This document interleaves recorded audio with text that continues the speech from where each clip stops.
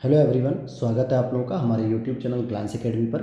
दोस्तों, जैसा कि आप लोगों को पता है कि हमारे यूट्यूब चैनल के द्वारा सिविल सर्विसेज की तैयारी कराई जाती है और इसमें हम करेंगे यूपीएससी जो है कि प्रीलिम्स 2023 के लिए टेस्ट पेपर सिविल सर्विसेज प्रारंभिक परीक्षा जो 2023 में 28 मई को आयोजित की जाएगी। तो हम लोग यूपीएससी की टेस्ट पेपर कर रहे हैं, जिसके लिए हम लोगों ने दृष्टि के टेस्ट पेपर को सेलेक्ट किया है, जिसके कंटेंट क्वालिटी बहुत अच्छी होती है।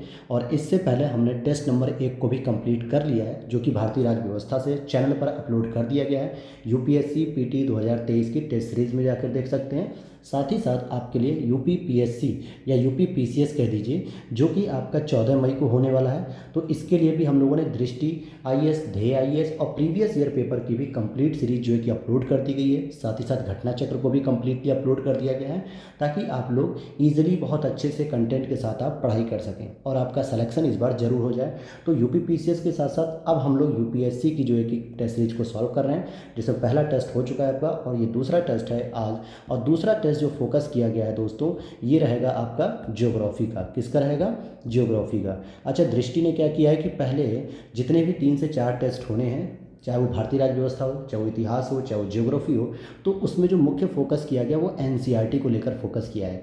यानी एनसीईआरटी की किताबों से जो इंपॉर्टेंट प्रश्न बन सकते हैं यूपीएससी में, उनको जो है कि ध्यान में रख के किया गया है टेस्ट पेपर। आप यहाँ पर देख सकते हैं कि यहाँ पर लिखा हुआ है हिंदी माध्यम का टेस्ट नंबर 2, और ये एनसीईआरटी आधारित है। किस पे आधारित है? तो एनसीईआरटी, जो कि आपको पता है यूपीएससी या स्टेट पीसीएस के जो भी एग्जाम्स निकालने हों, उसके लिए एनसीईआरटी बहुत ही महत्वपूर्ण होती है। तो चलिए शुरू करते हैं हम लोग क्वेश्चन नंबर 1 से। तो चलिए शुरू करते हैं हम लोग अपने पहले टेस्ट नंबर से। यानी पहला क्वेश्चन क्या कहता है? पहला प्रश्न, निम्नलिखित पर विचार कीजिए। अरावली की पहाड़ियाँ, वेलिकोंडा की पहाड़ियाँ, महेंद्रगिरी की पहाड़ियाँ और पालकोंडा की पहाड़ियाँ। पूछा क्या जा रहा है आपसे? उपयुक्त में से कितनी पहाड़ियाँ भारत के प्रायद्वीपीय भाग में स्थित हैं? केवल 1, केवल 2, केवल 3 और केवल या सभी 4? तो आप देखेंगे जो महेंद्रगिरी की पहाड़ियाँ हैं, यह भी जो है कि प्रायद्वीपीय पठार में आती हैं। वेलिकोंडा की पहाड़ियों की बात करेंगे जो कि आंध्र प्रदेश में आती हैं। पालकोंडा पहाड़ियों की बात करेंगे जो कि तमिलनाडु में आती है। और अरावली का विस्तार भी जो कि महाराष्ट्र तक होता है, तो यह भी आपके किस में आ जाती है? प्रायद्वीपीय पठार में आ जाती हैं। तो आप देखोगे कि चारों ही जो चोटियाँ दी हुई हैं ये पहाड़ियाँ, तो सभी चारों यहाँ पे सही उत्तर हो जाएगा 1 का डी। अगले प्रश्न को देख लेते हैं। अगला प्रश्न है यहाँ पर, होयसल वास्तुकला के संदर्भ में निम्नलिखित कथनों पर विचार कीजिए। होयसलेश्वर मंदिर भगवान शिव को समर्पित है। होयसल मंदिरों को मंदिर वास्तुकला की द्रविड़ शैली का सबसे अच्छा उदाहरण माना जाता है। होयसलेश्वर मंदिर विष्णुवर्धन होयसलेश्वर के शासनकाल के दौरान बनाए गए थे। उपर्युक्त कथनों में से कौन से सही है? तो अब यहाँ पर आपसे पूछा जा रहा है सही कथन। तो आप देखेंगे केवल 1 और 2, या केवल 2 और 3, या केवल 1 और 3, या फिर 1, 2, 3। तो इसका सही जवाब हो जाएगा सी ऑप्शन, 1 और 3 दोनों ही सही हैं। क्यों दूसरा गलत है दोस्तों? तो दूसरा पढ़ा आ जाएगा, होयसल मंदिर को मंदिरों वास्तुकला की जो द्रविड़ शैली है, तो ये द्रविड़ शैली में नहीं था दोस्तों, ये मुख्य रूप से बेसर शैली में था, जो नागर और द्रविड़ शैली का मिश्रण स्वरूप होता है। नागर शैली उत्तर भारत में प्रयोग की जाती है, द्रविड़ शैली आपके दक्षिण भारत में प्रयोग की जाती है। लेकिन जो बेसर शैली होती है वो मुख्य रूप से आपके उत्तर और भारत के जो मध्य के भाग होते हैं, मिश्रण शैली के रूप में इनको अपनाया जाता है। तो ये हो जाएगा आपका दूसरा गलत होने के बाद 1 और 3 सही हो जाएगा। अगले प्रश्न की ओर चलते हैं। क्वेश्चन नंबर 3 देखते हैं। निम्नलिखित कथनों पर विचार कीजिए। लौह की कमी एनीमिया का एक सबसे आम कारण होता है। बिल्कुल सही बात है, एनीमिया जो होता है लोहे की कमी से, यानी कि लौह की कमी से होता है, तो यह तो सही है। एनीमिया मुक्त भारत रणनीति वर्ष 2018 में सुभेद्य आयु समूहों में एनीमिया को कम करने के लिए शुरू की गई थी। तो आप देखोगे यह बात भी सही है, क्योंकि 2018 में ही इस प्रोग्राम को लॉन्च किया गया। वहीं 6x6x6 रणनीति एनीमिया मुक्त भारत रणनीति से संबंधित है, तो यह भी यहाँ पर सही हो जाएगा। तो इसका सही उत्तर क्या हो जाएगा? डी ऑप्शन, क्योंकि तीनों ही कथन सही हैं। और आपको यह भी पता होना चाहिए कि जो सिकल एनीमिया का जो इस बार टारगेट रखा गया है, 2023 का जब बजट आया 2023-24 का, तो इसमें 2047 तक एनीमिया को समाप्त करने का टारगेट भी रखा गया है। तो आपको ये लक्ष्य अगर पूछ लिया जाए कि एनीमिया को समाप्त करने का लक्ष्य क्या है, तो 2047 होगा। अगले प्रश्न को चलते हैं। केवल उत्तरी मैदान के संदर्भ में निम्नलिखित कथनों पर विचार कीजिए। उत्तरी मैदान नदियों द्वारा लाए गए जलोढ़ निक्षेपों से निर्मित है। तो आप कहोगे बिल्कुल, यह बात बिल्कुल सही है। क्यों कह रहा हूँ मैं ऐसी बातें? क्योंकि जो उत्तरी मैदान जो कि गंगा, और सिंधु, ब्रह्मपुत्र या यमुना, जो ये नदियां हैं, इनके द्वारा जो जलोढ़ निक्षेप लाए जाते हैं, जो अवसाद लाए जाते हैं चट्टानों के काट काट के महीन रूप में, तो इनको यहाँ पे परत के रूप में जमाया जाता है, जिसकी वजह से क्या कह सकते हैं हम कि हाँ, इन मैदानों का जो निर्माण हुआ है वो जलोढ़ निक्षेपों से हुआ है। और तराई पट्टी भाबर के उत्तर में स्थित होती है। क्या तराई पट्टी की अगर हम बात करें तो ये भाबर के उत्तर में होती है, भाबर के ढलान में होती है। तो आप यहाँ पर देखेंगे आगे, तराई के दक्षिण में एक पट्टी होती है जिसमें पुराने एवं नवीन जलोढ़ निक्षेप शामिल हैं, जिन्हें हम भांगर और खादर के नाम से जानते हैं। तो ये भांगर लिखा है कि बांगर, देखिए कहीं कहीं बांगर भी लिख के आता है, असल में यह नाम होता है सही इसका। तो आइए अब हम इसके कूट को भी देख लेते हैं कि क्या कूट के माध्यम से पूछा जा रहा है। तो बिल्कुल यह पूछा जा रहा है कि उपर्युक्त कथनों में से कौन से कथन सही हैं। तो इसका जो सही उत्तर हो जाएगा ए ऑप्शन, कि 1 और 3 दोनों ही सही हैं। क्यों ऐसा मैंने कहा, क्योंकि अगर आप देखोगे दूसरा स्टेटमेंट क्या लिख रहा है कि जो तराई पट्टी होती है वो भाबर के उत्तर में नहीं होती दोस्तों, बल्कि ये भाबर के दक्षिण में होती है। किधर होती है ये? भाबर के दक्षिण में। और पहला और तीसरा आपका सही है। अगले प्रश्न को देखते हैं, क्वेश्चन नंबर हम 5 को देख लेते हैं। चलिए क्वेश्चन नंबर 5 को देखेंगे। निम्नलिखित कथनों पर विचार कीजिए। फसल विविधीकरण से तात्पर्य कृषि उत्पादन में नई फसलों को जोड़ने से है, और कृषि वानिकी एक बहुक्रियाशील उत्पादन प्रणाली में योगदान करती है। उपर्युक्त कथनों में से कौन सा सही है? तो अब यहाँ पर आप देखेंगे कि दोनों ही कथन सही हैं, क्योंकि फसल विविधीकरण से तात्पर्य है कि कृषि का जब प्रोडक्शन आप कर रहे हो तो केवल गेहूँ अगर कोई किसान बो रहा हो तो गेहूँ ही मत बोइए, कभी कभी उस फसल में, उस ज़मीन में जो है कि चना बोइए, धान बो दीजिए या सूरजमुखी के फूल लगा दीजिए। मतलब अलग अलग जब पौधों की खेती करेंगे, अलग अलग आप जो खाद्यान्नों की खेती करते हैं तो मिट्टी की उर्वरा क्षमता बनी रहती है, वो ख़त्म नहीं होती है। और कृषि वानिकी एक बहुक्रियाशील उत्पादन प्रणाली है और यह जो है कि बहुत ही इंपॉर्टेंट योगदान करती है अपना। तो यहाँ पे सी सही हो जाएगा। अगला प्रश्न देखते हैं, क्वेश्चन नंबर 6 है, ई गोपाला पोर्टल के संबंध में निम्नलिखित कथनों पर विचार कीजिए। ई गोपाला, ध्यान दीजिएगा, ई गोपाला के बारे में पूछा जा रहा है। ई गोपाला एप्लीकेशन का वेब संस्करण राष्ट्रीय डेयरी विकास बोर्ड NDDB द्वारा विकसित किया गया है। तो आप कहोगे बिल्कुल, यह बात बिल्कुल सही है कि यह राष्ट्रीय डेयरी विकास बोर्ड के द्वारा जो है कि विकसित किया गया है, और यह किसानों को डेयरी पशुओं की सामान्य बीमारियों के प्रबंधन में मदद करेगा। जो पशुओं की जो सामान्य बीमारी हो जाती है, जैसे उनके थन में सूजन आ जाती है और उनके पैरों में दिक्कत होती है, खुरपका, मुंहपका जैसी बीमारियां होती हैं, तो इन सभी बीमारियों के विषय में वो उनको प्रबंधन में मदद करेगा, समस्या दूर करेगा। तो दूसरा भी सही है, इसलिए आपका 6 का उत्तर हो जाएगा सी, कि 1 और 2 दोनों सही हैं। अगले प्रश्न को देखते हैं। निम्नलिखित कथनों पर विचार कीजिए। पूछा जा रहा है, पश्चिमी घाट को महाराष्ट्र में सह्याद्री भी कहा जाता है। बिल्कुल कहा जाता है, और 16 डिग्री जो अक्षांश रेखा है यह उत्तरी सह्याद्री और दक्षिणी सह्याद्री को आपस में डिवाइड भी कर देती है। पूर्वी घाट की ऊंचाई तुलनात्मक रूप से अधिक है और पश्चिमी घाट की तुलना में अधिक निरंतर क्रम में है। तो ये दूसरा स्टेटमेंट गलत है, क्योंकि जो आपकी दक्षिण भारत की नीलगिरी चोटी मतलब नीलगिरी पे जो दोदा बेट्टा है या अन्नामलाई पे जो अनाईमुड़ी पर्वत चोटियाँ हैं, ये दोनों ही आपको पश्चिमी घाट पे मिलती है, न कि पूर्वी घाट पे। और इसमें क्या कह रहा है कि पूर्वी घाट की ऊंचाई तुलनात्मक रूप से अधिक है, यानी पश्चिमी घाट से अधिक है। तो ये तो गलत है, क्योंकि पूर्वी घाट पे जो है कि सबसे ऊंची ऊंची चोटियाँ देखने को मिलती हैं। तो आपका दूसरा गलत है। पूर्वी और पश्चिमी घाट एक दूसरे से नीलगिरी की पहाड़ियों पर मिलते हैं। बिल्कुल सही बात है। जब आप भारत का कुछ इस तरीके से नक्शा बनाते हैं तो यहाँ पर जो है कि ये आती है आपकी नीलगिरी चोटी, और यहाँ पे पश्चिमी घाट और यहाँ पे पूर्वी घाट आकर मिल जाते हैं। तो ये जो जगह है वो नीलगिरी पहाड़ी होती है। तो तीसरा तो सही है, पहला सही है। और आपसे पूछा क्या जा रहा है इस प्रश्न में, तो आप देखेंगे उपर्युक्त कथनों में से कौन से सही नहीं है। तो सही नहीं है कौन सा? दूसरा सही नहीं है। तो बी आपका सही उत्तर हो गया। अगले प्रश्न पे चलते हैं। यहाँ इंग्लिश में दिया है और अब आते हैं हम लोग हिंदी वर्जन पे। अगला प्रश्न है, कोआला प्रजाति के बारे में निम्नलिखित कथनों पर विचार कीजिए। कोआला एक प्रकार के स्तनपायी हैं जिसे धानी प्राणी मार्supials कहा जाता है। मार्supials कहा जाता है।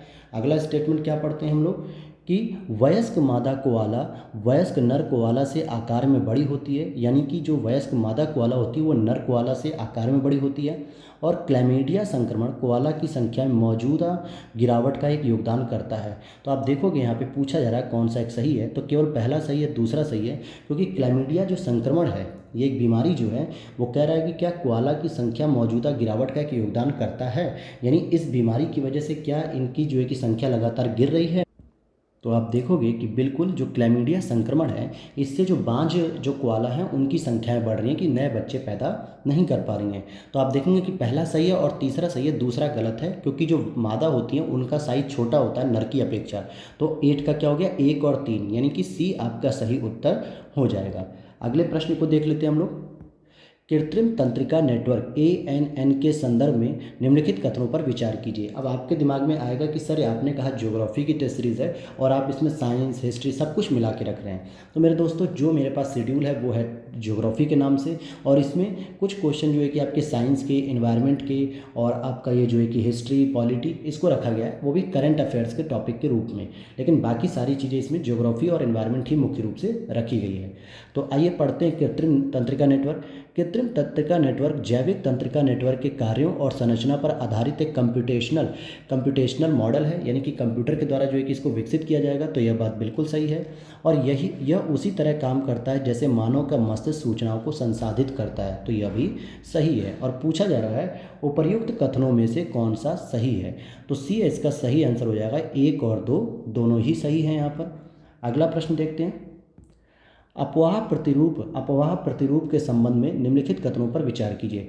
अरीय प्रतिरूप एक केंद्रीय उच्च बिंदु के आसपास विकसित होता है। अरीय प्रतिरूप, ठीक है, अरीय की बात हो रही है, तो आप कहोगे बिल्कुल। जैसे मान लीजिए अमरकंटक की जो चोटी है, अमरकंटक चोटी से 3 प्रकार की नदियाँ निकलती है। एक तो नर्मदा निकलती इधर, एक इधर महानदी निकलती है, और इधर निकलती सोन नदी।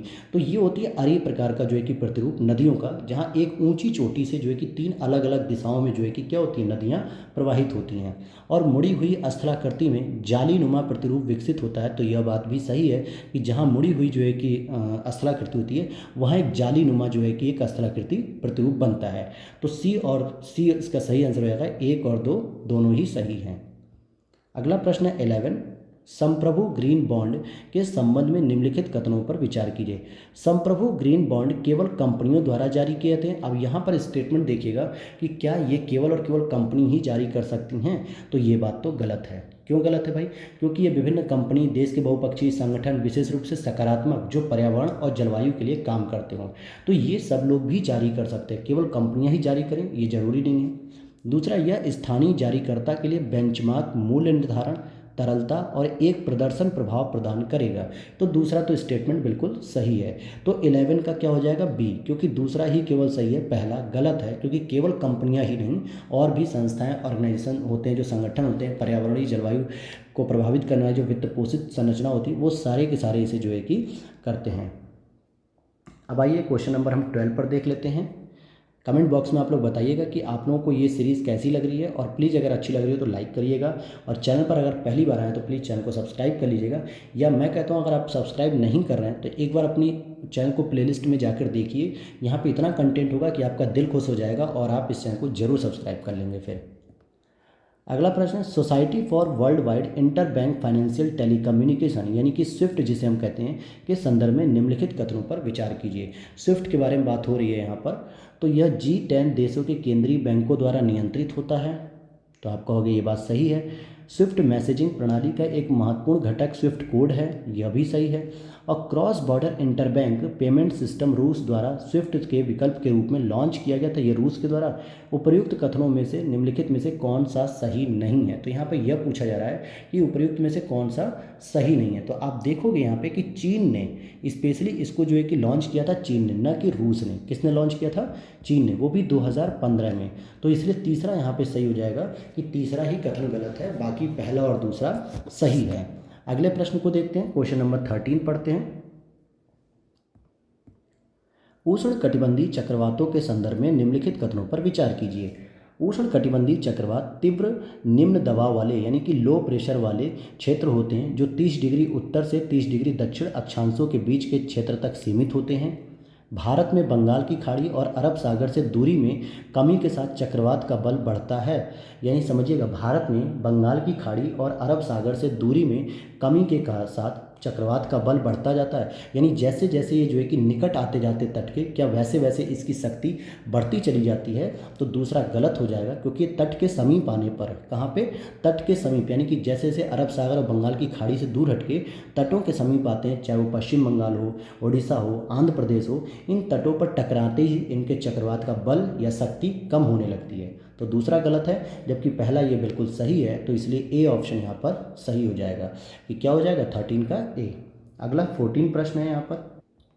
14 प्रश्न है, राज्यपाल की क्षमादान शक्ति के संबंध में निम्नलिखित कथनों पर विचार कीजिए।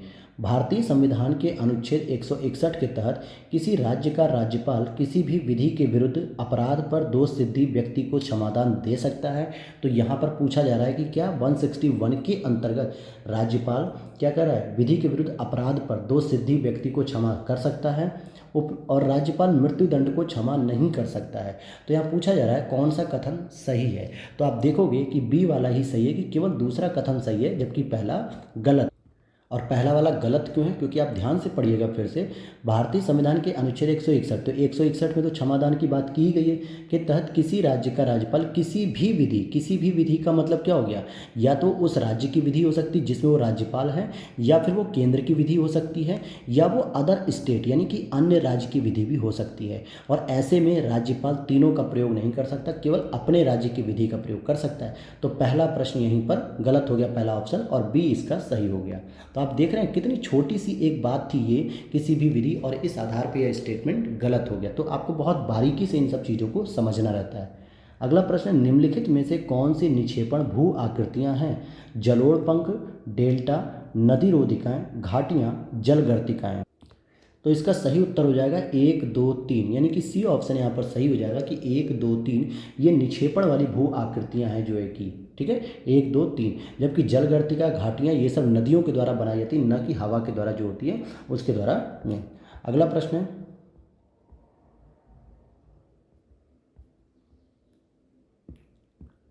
क्वेश्चन नंबर 16 है। क्या पूछ रहा है, निम्नलिखित कथनों पर विचार कीजिए। लवणी मृदा में नाइट्रोजन और कैल्शियम की कमी होती है। पीट मृदा भारी वर्षा और उच्च आर्द्रता वाले क्षेत्रों में पाई जाती है। और यहाँ आपसे पूछ क्या रहा है कि उपर्युक्त कथन पर विचार कीजिए और बताइए कौन सा कथन सही नहीं है। तो यहाँ पे सही नहीं बताना है, तो आप देखोगे न तो पहला और न तो दूसरा, यानी कि न पहला सही है, तो इसका मतलब हो गया कि पहला और दूसरा दोनों ही स्टेटमेंट यहाँ पे दोस्तों सही है। और पूछ क्या रहा है आपसे, सही नहीं है, तो भाई कहेंगे अब तो न तो पहला गलत है और न ही दूसरा गलत है, दोनों ही स्टेटमेंट यहाँ पर सही है। खासकर ये वाली जो समस्या होती है ना दोस्तों, कि आप लोग समझ नहीं पाते हो कि असल में इसमें पूछा क्या जा रहा है, तो ये बहुत ध्यान से आपको समझना है। अगला प्रश्न यहाँ पे क्वेश्चन नंबर 17 हम लोग देखते हैं। निम्नलिखित कथनों पर विचार कीजिए। वे वैष्णव मत के अनुयायी थे। उन्होंने लोगों के बीच भक्ति का प्रचार किया और मोक्ष के सिद्धांत की शिक्षा दी, और उन्होंने छुआछूत के भेदभाव के विरुद्ध विद्रोह भी किया, और वे वेदांत के विशिष्टाद्वैत उपशाखा के मुख्य प्रस्तावक थे। ये उपर्युक्त जो वर्णन किया गया ये किसके बारे में किया गया? मुख्य रूप से तिरुवल्लुर के बारे में, दादू दयाल, आदि शंकराचार्य या श्री रामानुजाचार्य। तो आप देखो कि विशिष्ट द्वैत की बात कर रहे हैं और साथ ही साथ ये वैष्णव मत के अनुयायी हैं, तो डी ऑप्शन हो जाएगा श्री रामानुजाचार्य, इनके बारे में यह बात की जा रही है। अगला प्रश्न 18 number, global partnership project. Global partnership project के संदर्भ में निम्नलिखित कथनों पर विचार कीजिए। परियोजना का मुख्य लक्ष्य समुद्री कचरे को रोकना और कम करने में विकासशील देशों की सहायता करनी है। यहाँ पर यह पूछा जा रहा है, तो यह बात सही है कि इस परियोजना का जो मुख्य लक्ष्य है कि जो समुद्री कचरा हो रहा है उसे रोकने के लिए, तो जो ग्लोलिटर लिखा हुआ है, ग्लोलिटर पार्टनरशिप किससे समझा? समुद्री कचरे को रोकने के लिए। और ग्लोलिटर पार्टनरशिप मलेशिया सरकार और अंतर्राष्ट्रीय मुद्रा कोष के बीच एक परियोजना। तो ये दूसरा स्टेटमेंट तो आपका गलत हो गया। क्यों? क्योंकि ये मलेशिया सरकार नहीं है दोस्तों, बल्कि ये नॉर्वे की सरकार है। प्लस यहाँ पर जो है कि आपका IMO यानी इंटरनेशनल जो मेट्रोलॉजिकल ऑर्गेनाइजेशन होता है, अंतर्राष्ट्रीय समुद्री संगठन, मरीन संगठन जिसे हम कहते हैं, और साथ ही साथ फूड एग्रीकल्चर ऑर्गेनाइजेशन, इन तीनों का ये जो है कि समझौता है, न कि इसमें मलेशिया सरकार और IMF का कोई रोल नहीं है। तो दूसरा गलत है। और आपसे पूछ रहा है उपयुक्त कथनों में से कौन सा सही है, तो आपका बी ऑप्शन यहाँ पे ठीक हो जाएगा। अगला प्रश्न है, वायुमंडल के संदर्भ में निम्नलिखित कथनों पर विचार कीजिए। वायुमंडल का विस्तार लगभग 1000 किलोमीटर तक ऊंचाई तक है। अब यहाँ पर आप समझेंगे कि क्या ये बात बिल्कुल सही हो सकती है, तो कहोगे कि नहीं सर, 1000 किलोमीटर तक नहीं है, बल्कि इससे अधिक है। 1600 किलोमीटर ऊंचाई तक वायुमंडल का विस्तार है। जब आप शुरू करते हो, क्षोभ मंडल सबसे ऊंचे पहले होती है, फिर उसके ऊपर समताप मंडल, फिर उसके ऊपर मध्य मंडल, फिर उसके ऊपर आयन मंडल, फिर उसके ऊपर बहिर्मंडल। तो यहाँ से आप देखोगे कि लगभग 1600 किलोमीटर की पूरी रेंज कवर की जाती है। और दूसरा क्या पूछा जा रहा है स्टेटमेंट, तो पहला तो गलत हो गया। दूसरा, वायुमंडल मुख्य रूप से कार्बन डाइऑक्साइड और ऑक्सीजन से मिलकर बनता है, तो यह बात गलत है, क्योंकि सबसे अधिक यहाँ पर गैस मिलती है, लगभग 78% नाइट्रोजन गैस, ओके, नाइट्रोजन, और ऑक्सीजन लगभग मिलती है 21% के आसपास। और फिर तीसरे नंबर पर आती है आर्गन, और चौथे नंबर पे कहीं CO2 आती है जो कि 0.03% होती है, और आर्गन कितनी होती है 0.9%। तो ये ध्यान दीजिएगा कि न तो कार्बन और ऑक्सीजन मिलकर मुख्य रूप से नहीं बनाते हैं, तो दूसरा भी गलत हो गया। तो क्या हो जाएगा इसका उत्तर, दोनों ही, न तो पहला सही है और न ही दूसरा सही है। आइए अगले प्रश्न की ओर चलते हैं। क्वेश्चन नंबर 20 देखते हैं हम लोग। निम्नलिखित में से कौन सी व्यवस्थाएं बहुपक्षीय निर्यात नियंत्रण व्यवस्था यानी MECR के अंतर्गत शामिल हैं? परमाणु आपूर्तिकर्ता समूह, जिसको हम लोग कहते हैं NSG, nuclear supplier groups, NSG कहते हैं इसको हम लोग। ये नेशनल सिक्योरिटी गार्ड मत समझिएगा, यहाँ पे है national nuclear supplier group. Australia समूह, मिसाइल प्रौद्योगिकी नियंत्रण व्यवस्था यानी MTCR। फिर है वाजिनार अरेंजमेंट। तो ये पूछा जा रहा है कि कौन सी व्यवस्थाएं बहुपक्षीय निर्यात नियंत्रण MECR के अंतर्गत आती हैं। तो आप देखेंगे यहाँ पे चारों ही व्यवस्थाएं इसके अंतर्गत आती हैं, MTCR वगैरह ये सारी चीज़ें आती हैं इसके अंतर्गत। ठीक है, अब चलते हैं आगे, हम लोग देख लेते हैं इसके बारे में। अगला प्रश्न है 21 प्रश्न सूखे से संबंधित है, यानी कि सूखे यानी कि ड्राउट के संबंध में निम्नलिखित कथनों पर विचार कीजिए। लोगों को सदैव गरीबी रेखा से नीचे बनाए रखने में सूखा एक महत्वपूर्ण कारक है।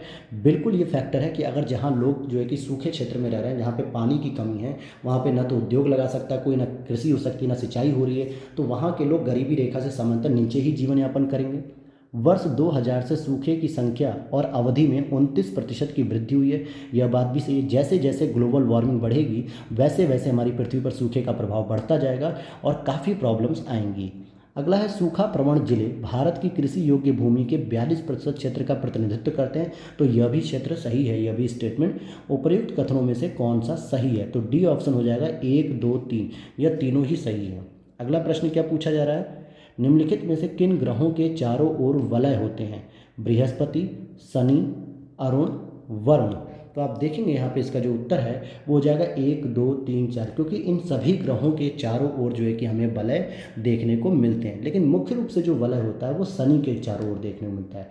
लेकिन यहाँ पर सही हो जाएंगे चारों के चारों, तो 1, 2, 3, 4 सभी के किनारे ग्रहों के हमें वलय देखने को मिलेंगे। अगला प्रश्न 35, पृथ्वी अवलोकन उपग्रह यानी कि अर्थ ऑब्जर्वेशन सैटेलाइट के संदर्भ में निम्नलिखित कथनों पर विचार कीजिए। तो क्या विचार है भाई, चलिए विचार हम लोग कर लेते हैं फटाफट, जल्दी जल्दी विचार करेंगे। निष्क्रिय EOS पृथ्वी की सतह से परावर्तित विकिरण का पता लगाता है और बादलों के पार भी देख सकता है। सक्रिय EOS पृथ्वी की ओर ऊर्जा संचारित करता है और लौटते सिग्नल की माप करता है जो पृथ्वी की सतह के बारे में सूचना प्रदान करता है। तो आपसे पूछा जा रहा है कि कौन सा कथन सही है, तो बी सही है कि केवल दूसरा तो सही है लेकिन पहला यहाँ पर गलत है। अगला प्रश्न है आपका 24 नंबर पे, ग्रीन हाइड्रोजन का उत्पादन नवीकरणीय ऊर्जा का उपयोग कर जल के विद्युत अपघटन द्वारा किया जाता है। तो यह बात सही है, क्योंकि जो ग्रीन हाइड्रोजन है वो नवीकरणीय ऊर्जा के अंतर्गत आता है और इसके जल के विद्युत अपघटन के द्वारा प्राप्त होती है। ब्लू हाइड्रोजन प्राकृतिक गैस से उत्पादित होती है। निम्नलिखित में से कौन सा कथन सही है, तो 24 का सी दोनों ही सही है। जो ब्लू हाइड्रोजन होती है वो प्राकृतिक गैस से ही उत्पादित होती है सबसे अधिक मात्रा में। अगला प्रश्न 25, 22 दिसंबर को मकर रेखा सूर्य पर सीधी किरणें, मतलब मकर रेखा पर सूर्य की सीधी किरणें पड़ती हैं, अर्थात कि 22 दिसंबर को क्या सूर्य का दक्षिणायन हो जाता है, तो हम कहेंगे बिल्कुल सही बात है। और 21 मार्च और 23 सितंबर को सूर्य की सीधी किरणें भूमध्य रेखा यानी कि 0 डिग्री पर पड़ती हैं, तो यह भी सही है। और अगर आप बात करोगे ऊपर जून में, तो 21 जून को कर्क रेखा पर यह सीधी रेखाएं पड़ने लगती हैं। तो हम कहते हैं कि भारत में जून जुलाई में बहुत ज़्यादा गर्मी होने लगती है। तो यहाँ पर दो ही स्टेटमेंट है और 25 का सी यहाँ पर सही हो जाएगा, यानी पहला और दूसरा दोनों ही सही हैं। अगला प्रश्न IPO, प्रारंभिक सार्वजनिक पेशकश यानी कि इनिशियल पब्लिक ऑफरिंग के संदर्भ में कौन सा कथन सही नहीं है? ये इनिशियल पब्लिक ऑफरिंग क्या होता है, तो समझते हैं इसको। आइए, प्रारंभिक सार्वजनिक पेशकश प्राथमिक बाजार के माध्यम से लाई जाती है, यानी कि प्राइमरी मार्केट से, और यह आम लोगों को प्रतिभूतियों की बिक्री, मतलब कि जो आम पब्लिक है उसको जो है, जो लोग शेयर खरीदते हैं उनको ही यह मुख्य रूप से सिक्योरिटी की बिक्री होती है। शेयर बाजार में बड़ी संख्या में आईपीओ का जारी होना स्वस्थ अर्थव्यवस्था का संकेत होता है, यह बात भी अच्छी है। कंपनी के लिए इसकी निश्चित परिपक्वता अवधि होती है, कंपनी के लिए इसकी निश्चित परिपक्वता अवधि होती है, तो डी वाला यहाँ पे गलत हो जाएगा, ठीक है, डी वाला नहीं है, जबकि 1 2 3 तीनों ही सही हैं। अगला प्रश्न यहाँ पे 27, निम्नलिखित में से कौन से देश मिन्स्क समझौते के भागीदार है? मिन्स्क, तो पहले समझ लेते हैं यहाँ पे इसके ऑप्शन के अकॉर्डिंग कि रूस, यूक्रेन, भारत, यूनाइटेड किंगडम। तो सही जवाब हो जाएगा 1 और 2, यानी कि रूस और यूक्रेन ये दोनों ही इस समझौते के भागीदार हैं। यह मुख्य रूप से कब शुरू हुआ था? तो ये 2014 और 2015 ये 2 बार जो है कि समझौता हुआ है रूस और यूक्रेन के मध्य। इसमें यह कहा जाता है कि किसी भी देश की संप्रभुता का सम्मान करने की बात होती है, क्योंकि अभी रूस और यूक्रेन का वॉर लगातार चर्चा में है पिछले 1 साल से, तो इसलिए पूछा जा सकता है यह प्रश्न, इसलिए मिन्स्क समझौता यहाँ पे रखा गया है। अगला प्रश्न, निम्नलिखित कथनों पर विचार कीजिए। भारत का मुख्य न्यायाधीश राष्ट्रीय कानूनी सेवा प्राधिकरण का कार्यकारी अध्यक्ष होता है, जिसको हम लोग कहते हैं नालसा, NALSA, यानी कि नेशनल लीगल सर्विस अथॉरिटी।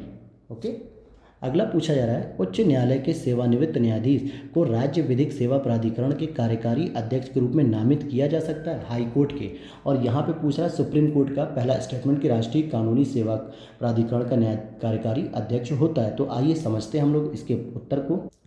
तो इसका सही जवाब हो जाएगा कि देखिए पहला तो गलत है, क्योंकि भारत का जो मुख्य न्यायाधीश होता है वो राष्ट्रीय कानूनी सेवा प्राधिकरण का कार्यकारी नहीं बल्कि केवल अध्यक्ष होता है, और अगर जब वो नहीं रहता है तो वरिष्ठतम न्यायाधीश को बना दिया जाता है। और दूसरा स्टेटमेंट तो सही है। और अगर हम बात करें इसकी NALSA, नालसा, तो नालसा जो आया था वो कब आया था? 1987 में जो है कि लीगल रूप से इसको डेवलप किया गया था। तो यहाँ पर आप देखेंगे कि दूसरा स्टेटमेंट सही है, पहला गलत है, और आपसे पूछा क्या जा रहा है कि सही कौन सा है, तो सही के बारे में क्या हो जाएगा? केवल बी। अगला स्टेटमेंट देखिए, निम्नलिखित में से कौन सा कारक किसी भी स्थान पर वायु के तापमान को नियंत्रित करता है? किसी भी स्थान पर वायु के तापमान को कौन नियंत्रित करेगा भाई? तो यहाँ पर 4 ऑप्शन दिए हुए हैं, अक्षांश, तुंगता, वायु संगति का परिसंचरण और महासागरी धाराएं।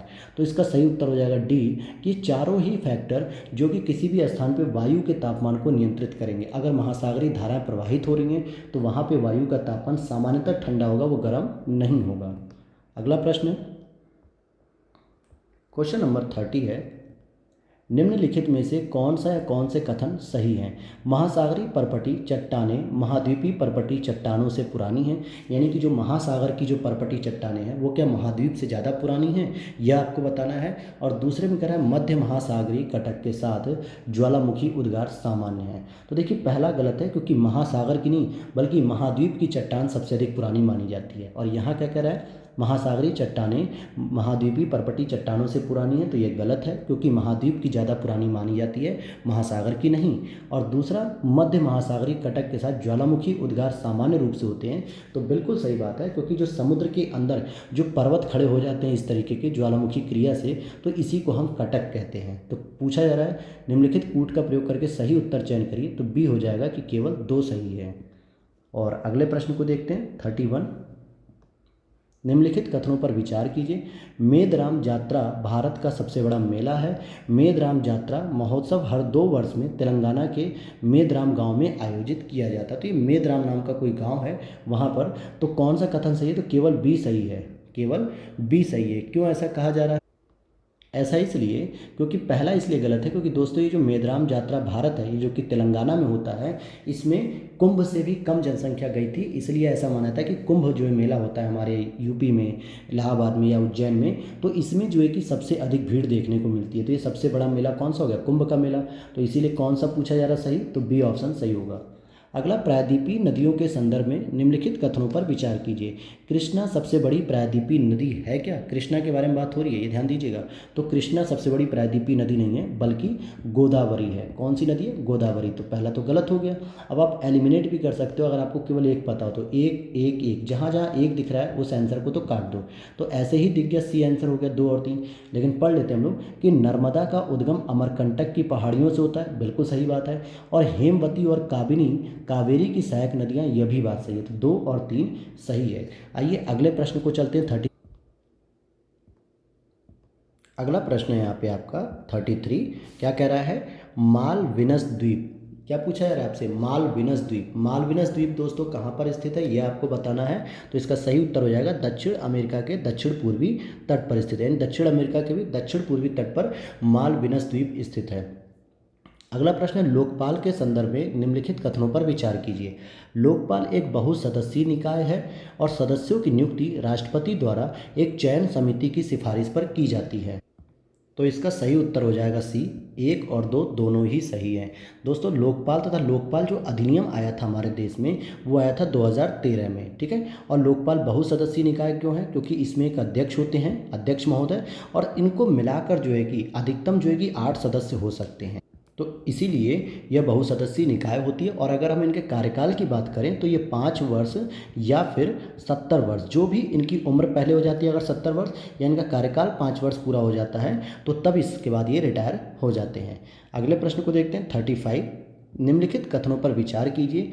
जेट स्ट्रीम वहाँ विकसित होती है जहाँ अलग अलग तापमान की वायु राशियाँ मिलती हैं।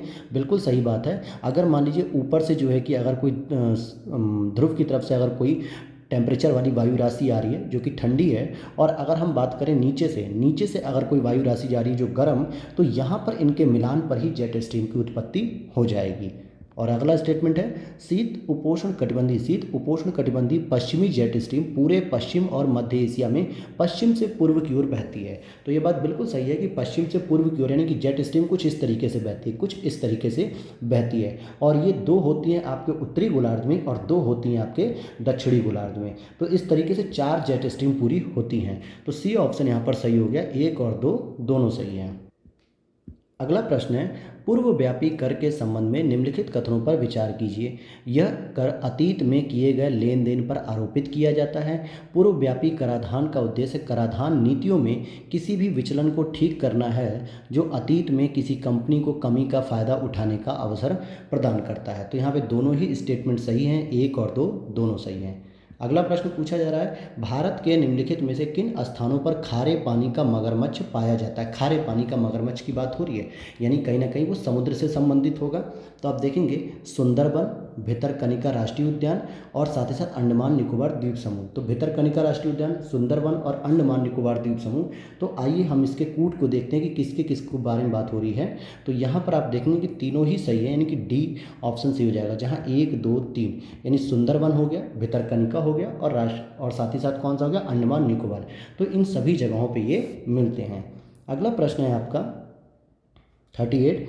प्रवासन जनसंख्या परिवर्तन का एक महत्वपूर्ण निर्धारक है। प्रवासन जनसंख्या परिवर्तन का एक महत्वपूर्ण निर्धारक है। तो बिल्कुल बात सही है। और व्यापक परिवार नियोजन कार्यक्रम 1952 में भारत सरकार द्वारा शुरू किया गया था। तो यह भी सही है। तो 1 और 2 दोनों ही सही हैं, अर्थात सी ऑप्शन इसका सही हो जाएगा। अगला प्रश्न है आपका यहाँ पे कि धन्यवाद प्रस्ताव के संबंध में निम्नलिखित कथनों पर विचार कीजिए और कौन सा कथन सही है।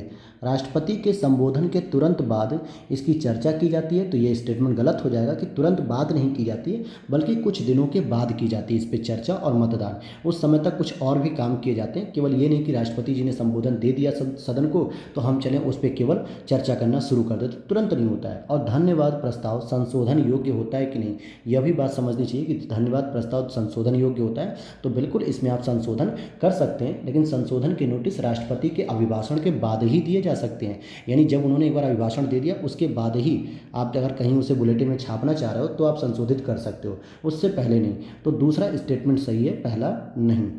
अगला प्रश्न है, निम्नलिखित में से कौन सा संगठन फ्रंटियर रिपोर्ट्स प्रकाशित करता है? तो फ्रंटियर रिपोर्ट्स दोस्तों यूनेप प्रकाशित करता है, यानी कि संयुक्त राष्ट्र पर्यावरण कार्यक्रम, यूनाइटेड नेशन एनवायरमेंटल प्रोग्राम। तो इसके द्वारा ये रिपोर्ट जारी की जाती है, फ्रंटियर रिपोर्ट्स के नाम से जारी की जाती है। अगला प्रश्न है 41। निम्नलिखित कथनों पर विचार कीजिए। ये वन ज़्यादातर हिमालय के दक्षिणी ढलानों पर पाए जाते हैं। ये ज़्यादातर गुर्जर और बकरवाल जैसी खानाबदोश जनजातियों द्वारा चारागाह के लिए उपयोग किए जाते हैं। और जंगली भेड़, याक, भालू इन जंगलों में पाए जाने वाले आम जानवर हैं। अब आप यहाँ पर देख सकते हो मैंग्रोव वन को तो हम वैसे भी काट सकते हैं क्योंकि ये तो समुद्री सीमा के पास होते हैं, और बात हो रही है हिमालय की, और हिमालय के पास कोई समुद्र नहीं है। दूसरा, कांटेदार और झाड़ियाँ ये सामान्यतः रेगिस्तान में पाई जाती वनस्पति, तो से आप काट सकते हो। और उष्ण कटिबंधीय पर्वतीय जो पर्णपाती वन है ये आप देखोगे कि आपको 18 डिग्री, 20 डिग्री, 25 डिग्री पे मिलेंगे। लेकिन बात हो रही है पर्वतीय, हिमालय तो पर्वत है, तो ये पर्वतीय वनों के बारे में बात हो रही है, तो बी ऑप्शन यहाँ पर सही हो जाएगा। तो ये एलिमिनेटिंग मेथड है कि अगर आपको एक कॉमन सेंस की नॉलेज हो तो भी आप इस प्रश्न को कर सकते हैं। अगला प्रश्न है आपका, क्या है अगला प्रश्न? पर्वतमाला योजना, भारतमाला नहीं, पर्वतमाला योजना निम्नलिखित कथनों पर विचार कीजिए। इस योजना को सार्वजनिक निजी भागीदारी के तहत शुरू किया जाएगा, तो यह बात बिल्कुल सही है। पर्वतमाला योजना को विशेष रूप से भारत के उत्तर पूर्वी राज्यों हेतु डिजाइन किया गया है, तो ऐसा बिल्कुल नहीं है। ये उत्तर पूर्वी राज्यों के साथ साथ जो है कि आपके जम्मू कश्मीर और हिमाचल प्रदेश, उत्तराखंड जैसे पर्वतीय राज्यों के लिए भी डेवलप की जा रही है, केवल नॉर्थ ईस्ट के स्टेट के लिए नहीं। तो केवल पहला सही है, दूसरा गलत है, इसलिए ए आंसर यहाँ पर हो जाएगा, क्योंकि इसमें जम्मू कश्मीर भी शामिल हो रहा है और हिमाचल प्रदेश भी शामिल हो रहा है, उत्तराखंड भी। तो ये केवल नॉर्थ ईस्ट नहीं बल्कि उत्तरी भारत के जो राज्य हैं उनके लिए भी। और ये जो योजना है ये केंद्र सरकार ने 2022-23 के बजट पिछली साल जो है कि इसको लॉन्च किया था। अगले प्रश्न को देखते हैं 43। निम्नलिखित कथनों पर विचार कीजिए। छोलुंग सुकफा अहोम साम्राज्य का संस्थापक है। छोलुंग सुकफा जो है कि अहोम साम्राज्य का संस्थापक था, तो यह बात सही है। और लचित बोरवुखन सराय घाट के युद्ध में अपने नेतृत्व के लिए जाने जाते थे, तो यह बात भी सही है। तो ये हो जाएगा सी आंसर, 1 और 2 दोनों ही सही हैं। अगला प्रश्न 44। बायोस्फीयर रिजर्व के संदर्भ में निम्नलिखित कथनों पर विचार कीजिए। तो चलिए विचार कर लेते हैं हम लोग। बायोस्फीयर रिजर्व संयुक्त राष्ट्र शैक्षिक, वैज्ञानिक और सांस्कृतिक संगठन यूनेस्को द्वारा दिया गया एक अंतर्राष्ट्रीय पदनाम है, तो आप कहोगे बिल्कुल। और इसी के द्वारा एक कार्यक्रम चलाया था मैब, यानी कि मैन एंड बायोस्फीयर रिजर्व। मुरा द्रवा डेन्यूब MDD को दुनिया का पहला 5 कंट्री बायोस्फीयर रिजर्व घोषित किया गया, यानी यह एक ऐसा बायोस्फीयर रिजर्व है जो 5 देशों में जो है कि विकसित है एक साथ। थोड़ी थोड़ी जो है कि इनकी सीमा होगी, इसीलिए तो ये दोनों ही बातें सही हैं, 1 और 2 दोनों ही यहाँ पर बातें सही हैं। और आगे देख लेते हैं, अगर हम बात करें इसी की कि ये कितने जो 5 देश हैं उसमें, तो लगभग ये 700 किलोमीटर की रेंज में फैला हुआ है, जिसमें आपका स्लोवानिया, ऑस्ट्रिया, क्रोएशिया, हंगरी और सर्बिया आते हैं। अगला प्रश्न है 45। निम्नलिखित कथनों पर विचार कीजिए। क्या विचार करना है हमें?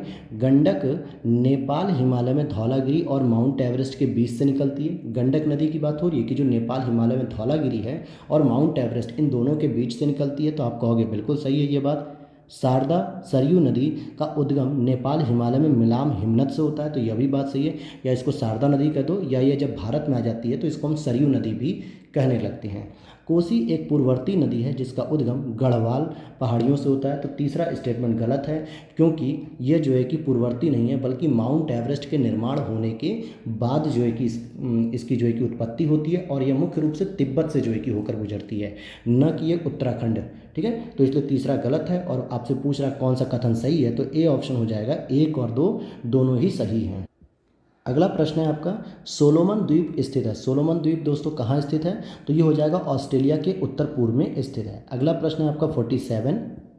अल नीनो के संदर्भ में निम्नलिखित कथनों पर विचार कीजिए। अल नीनो एक जलवायु पैटर्न है जो पश्चिमी उष्णकटिबंधीय प्रशांत महासागर में सतही जल के असामान्य रूप से गर्म होने का जो है कि वर्णन करता है। और अल नीनो घटना एक नियमित चक्र है। अल नीनो घटना, तो कौन सा सही है? न तो पहला सही है और न ही दूसरा सही है, क्योंकि ला नीना, कौन सी, जो ला नीना चक्र है ये नियमित चक्र होता है, जबकि एल नीनो सामान्यतः 5 से 6 वर्ष में जो है कि एक बार आती है।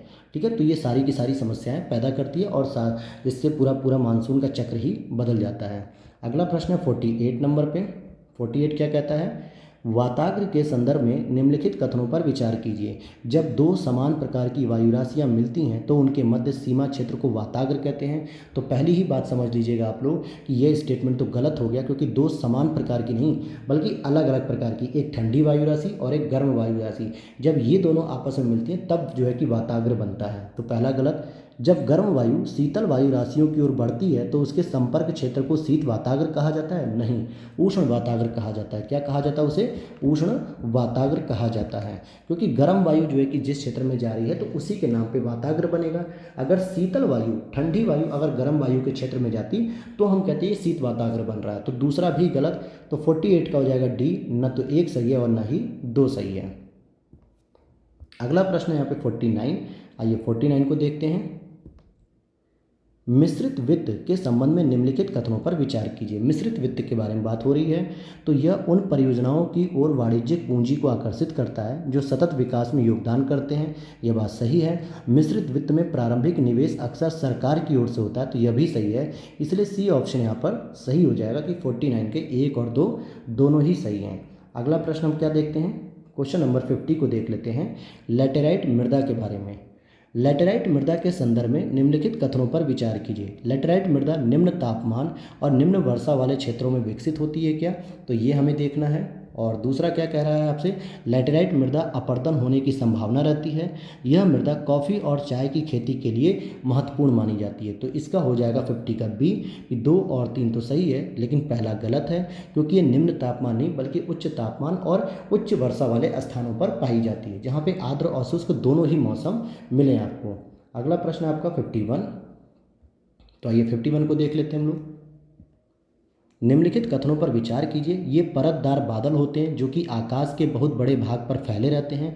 ये बादल सामान्यतः या तो ऊष्मा के ह्रास या अलग अलग तापमानों पर हवा के आसपास में मिश्रित होने से बनते हैं। तो दोनों बातें जो कही जा रही हैं वो स्तरीय मेघ के बारे में कही जा रही हैं, तो सी ऑप्शन हो जाएगा।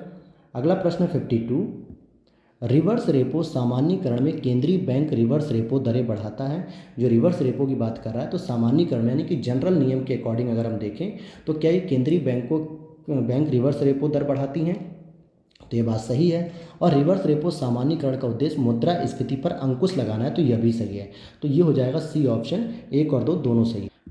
अब समझते हैं रिवर्स रेपो होता क्या। रिवर्स रेपो एक तो होती है आपकी रेपो रेट और एक होती है आपकी रिवर्स, ठीक है, रिवर्स रेपो रेट या इसको कहते हैं। तो इसमें क्या होता है, जो बैंकें होती हैं, जो बैंक होती है, जब अपनी जितनी भी धनराशि अगर उन्हें आरबीआई के पास जमा करते हैं तो उन्हें बदले में इस पर क्या मिलता है, ब्याज भी मिलता है। और वो ब्याज सामान्यतः बाहर मार्केट में दिए गए ब्याज से ज़्यादा होता है। इसीलिए बैंक क्या करती हैं, अपना सारा पैसा उठा के आरबीआई को दे देती हैं, जिससे क्या होता है कि आम लोगों को या पब्लिक को, जो छोटे छोटे बैंक्स होते हैं वो लोन नहीं दे पाते हैं। और जिसकी वजह से क्या होता है, उन लोगों के पास जब पैसा नहीं पहुंचता है तो मार्केट में क्या होता है, मुद्रास्फीति में कमी आती है। क्योंकि मुद्रास्फीति में तभी बढ़ती है जब लोगों के पास अधिक पैसा होता है और वो डिमांड करते हैं नई नई चीज़ों की।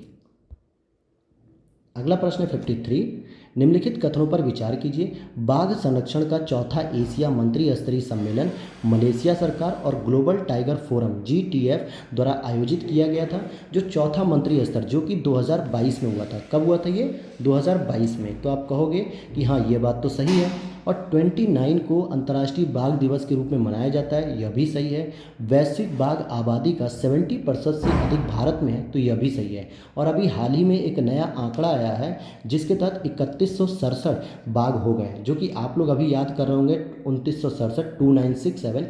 लेकिन अब जो है कि नया आंकड़ा आया है 50वीं वर्षगांठ पे, किसके, प्रोजेक्ट टाइगर जो 1973 में लॉन्च किया गया, इसकी जो 50वीं वर्षगांठ 2023 में आयोजित हुई है। तो मोदी जी ने यह आंकड़ा दिया है कि 3167 वर्तमान में बाघ हो चुके हैं। तो 53 का हो जाएगा डी। 1 2 3 तीनों ही स्टेटमेंट सही हैं। आइए अगले प्रश्न को देखते हैं, 54 प्रश्न को देख लेते हैं।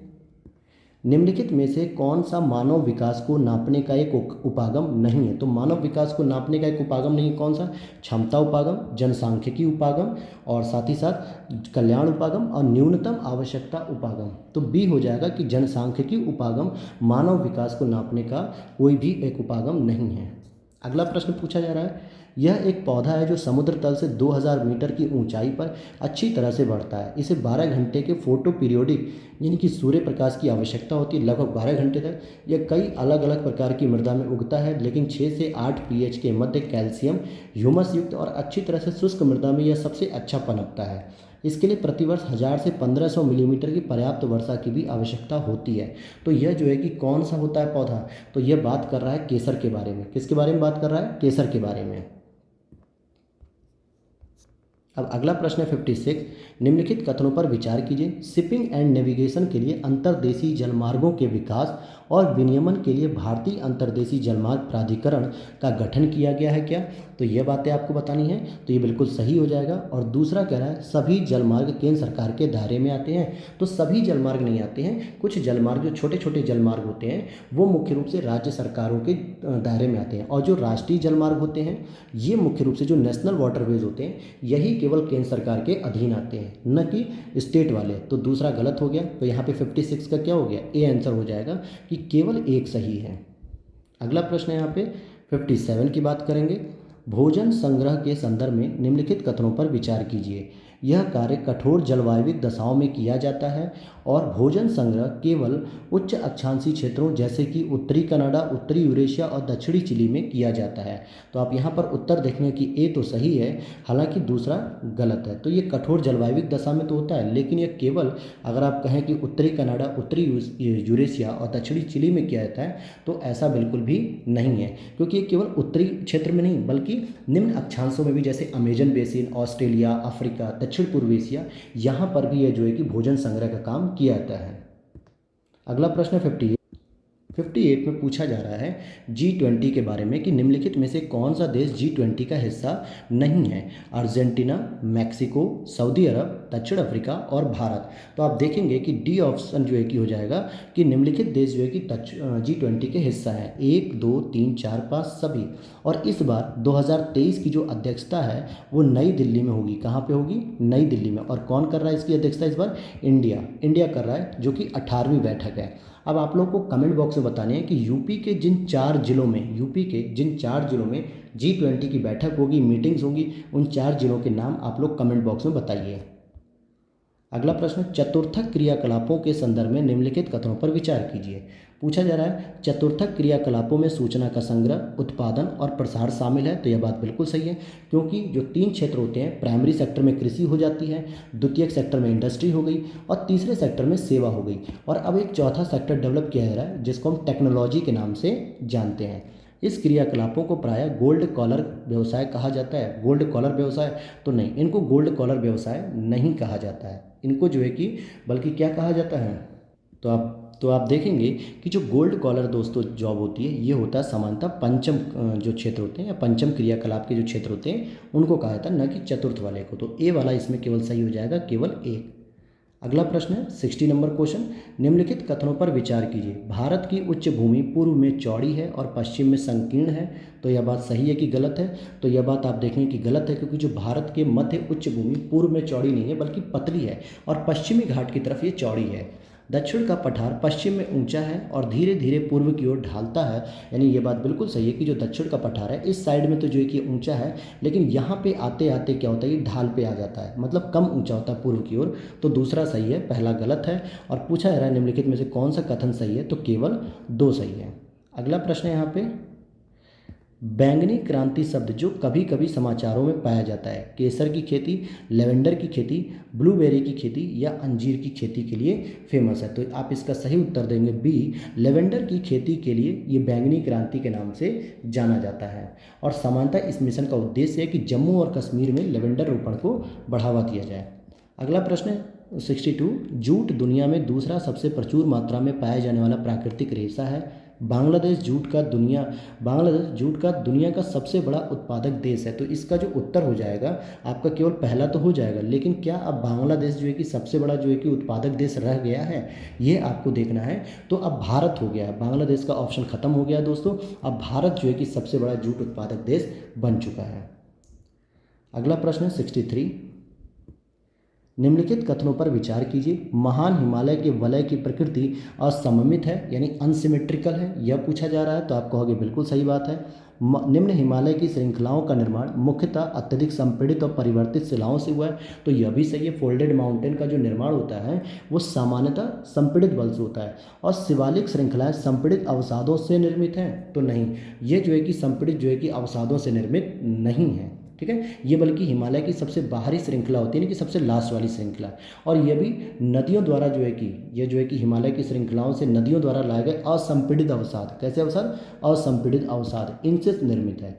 तो इसका सही उत्तर हो जाएगा 1 और 2, यानी तीसरा गलत है, 1 और 2 सही हो जाएगा। अगला प्रश्न है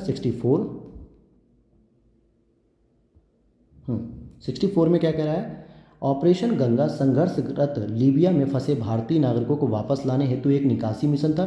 तो ये लीबिया नहीं है, ये बल्कि यूक्रेन है। जब रसिया और यूक्रेन के बीच वॉर हो रहा था तो ऑपरेशन गंगा चलाया गया, जिसमें यूक्रेन से जो है कि लोगों को वापस लाने की बात हो रही थी। और ऑपरेशन सुरक्षित घर वापसी यूक्रेन में फंसे सभी भारतीय नागरिकों को वापस लाने के लिए निकासी मिशन है। तो दोस्तों ये उल्टा कर रखा है, ये बल्कि आपका हो जाएगा लीबिया, क्योंकि जो लीबिया में जो गृह युद्ध चल रहा है उसकी वजह से। तो दूसरा वाला ऑपरेशन लीबिया से संबंधित है, पहला वाला ऑपरेशन आपके यूक्रेन से। अब पूछा जा रहा है कौन सा सही है, तो डी ऑप्शन हो जाएगा कि ना तो एक सही है और ना ही दो सही है। अगला प्रश्न 65, निम्नलिखित कथनों पर विचार कीजिए। भारत में पहला सीमेंट संयंत्र 1904 में चेन्नई में स्थापित किया गया था। अकार्बनिक रसायनों में पेट्रोकेमिकल्स और फार्मास्यूटिकल्स शामिल होते हैं। तो ए ऑप्शन हो जाएगा कि केवल एक तो सही है कि 1904 में यह चेन्नई में स्थापित किया गया था, लेकिन अकार्बनिक रसायनों में पेट्रोकेमिकल्स और फार्मास्यूटिकल्स शामिल है ये जरूरी नहीं है।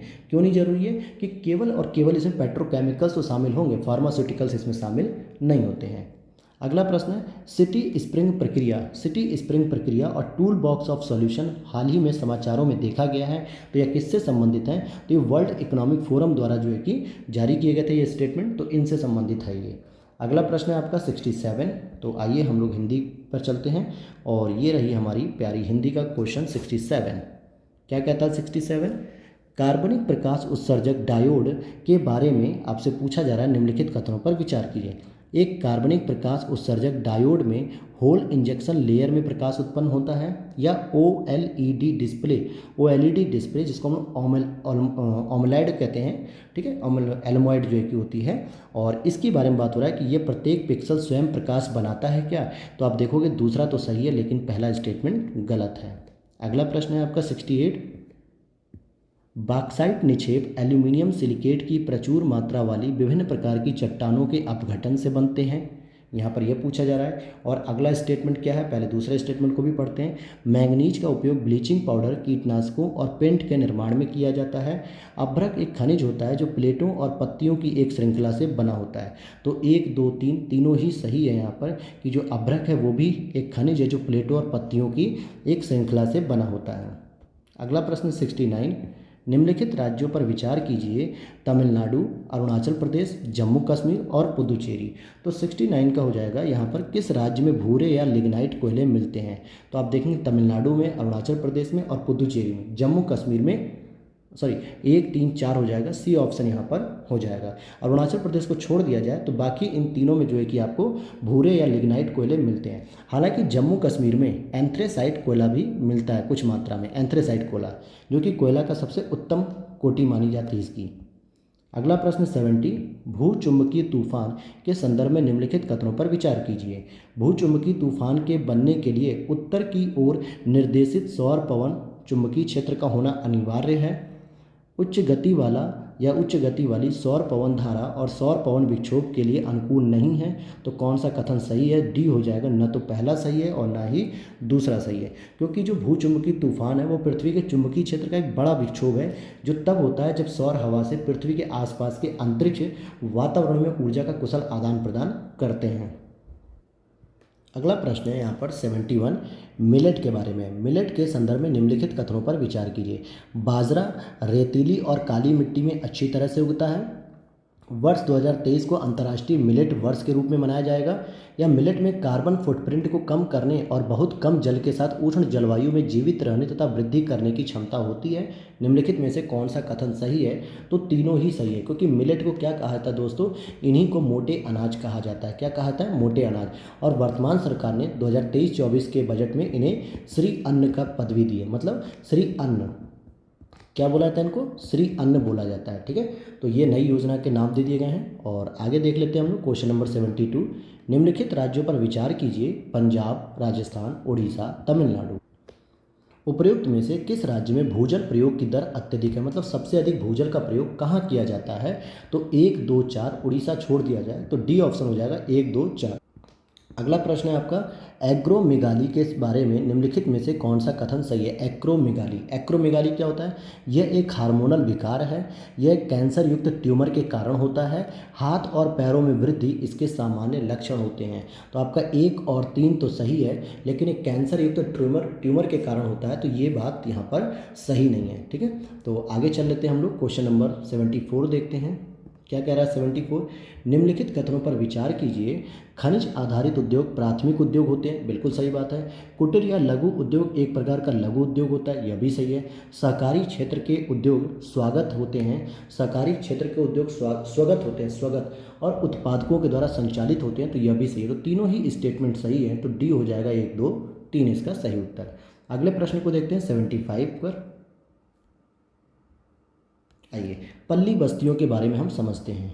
पल्ली बस्तियों के बारे में निम्नलिखित कथनों में से कौन सा कथन सही है।